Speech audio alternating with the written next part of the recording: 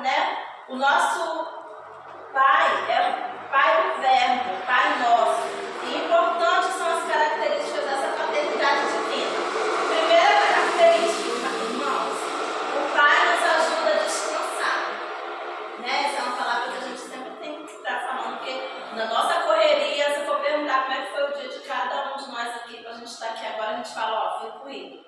Né? Jesus estava na topa dormindo sobre o travesseiro, está lá em Marcos 4:38, quando fala da tempestade, né?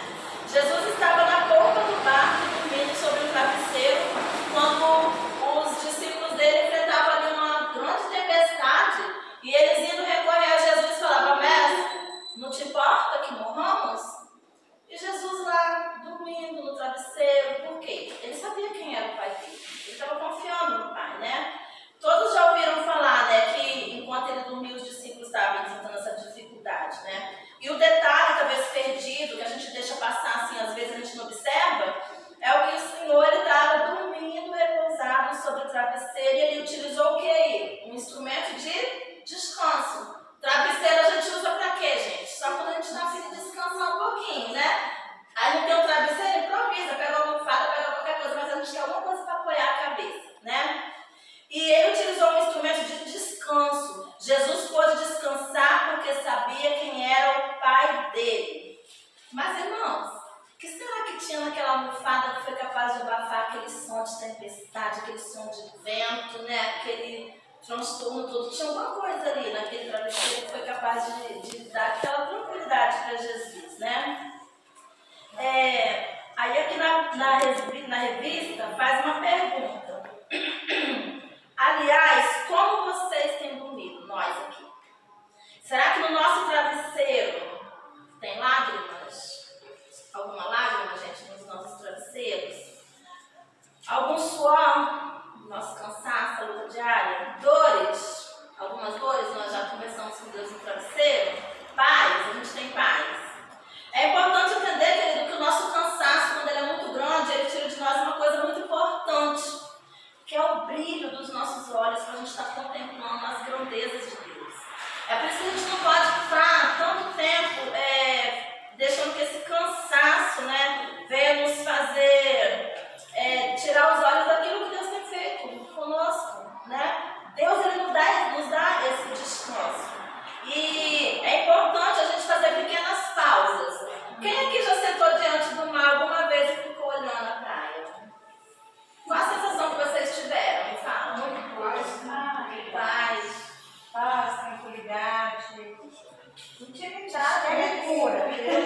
A gente fica admirando aquele marzão e fala, meu Deus, como é que é o tamanho desse Deus que fez isso tudo desse tamanho, né?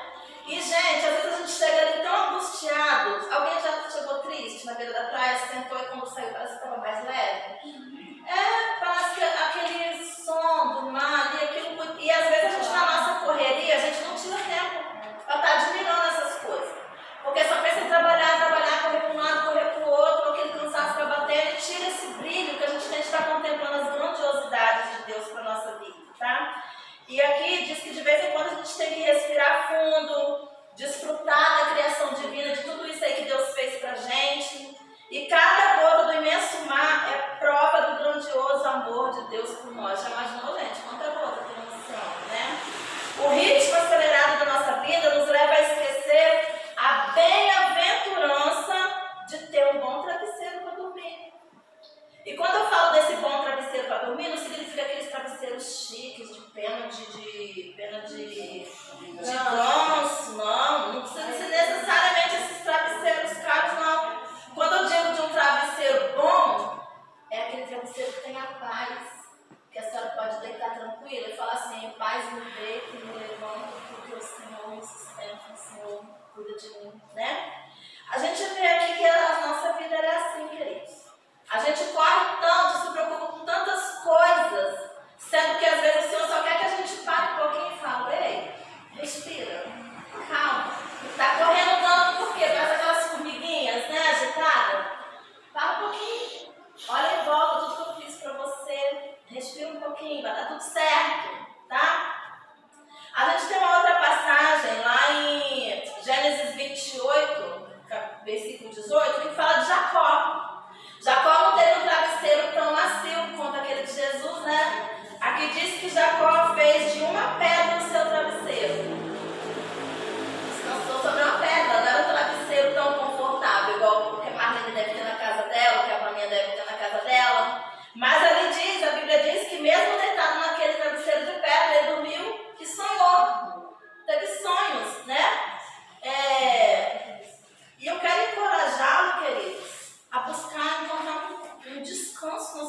vida de vez em quando.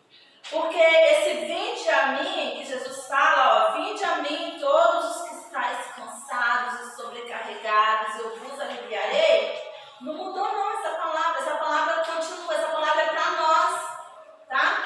A gente que tem a nossa vida secular, a gente trabalha lá fora, a gente trabalha em casa, a gente trabalha na obra do Senhor, porque eu acho que é revigorante, né, quando a gente faz a obra do Senhor, parece que o cansaço passa e a gente sai daqui renovado, já amanhã está dando continuidade, né, para aquilo que a gente tem que trabalhar lá fora, né, trabalho secular. Então, queridos, o conselho que está dando aqui na lição essa noite é: não deixe de dormir por causa das suas preocupações, tá? Faça da sua fé o seu travesseiro e você vai ver que uma boa noite de sono é capaz de acertar muitas coisas, tá? Pelo menos dentro de nós. Às vezes a gente está angustiado, está preocupado com alguma coisa e muitas vezes é algo que a gente nem pode resolver, não depende nem da gente. Mas a gente está tão angustiado, tão agoniado que perde o sono e a gente não dorme. E resolveu? Não. Então é onde a gente tem que aprender a descansar um pouquinho no Senhor, entregar um pouco para Ele essas cargas, esses pesos que a gente tem, essas preocupações e fazer da nossa fé o travesseiro para a gente repousar ali em Deus um pouquinho e dormir. E amanhã a gente vai se revigorado, pede ao Senhor direção. E às vezes aquilo que a gente não estava tendo de ideia ontem, hoje o Senhor já dá para a gente. Segunda característica do Pai Celestial é que Ele abre e fecha a porta. O filho pródigo encontrou a porta aberta quando ele voltou, pediu para o pai aquilo que era dele, saiu, foi embora, viver a vida dele. E lá, a gente já conhece bem a história, né? Ele se arrepende e volta. O pai dele, quando viu ele de longe, correu, abraçou ele encontrou as portas de casa abertas para ele. A gente entende também, a gente vê aqui que para o coxo da porta do templo chamada Formosa estava fechada.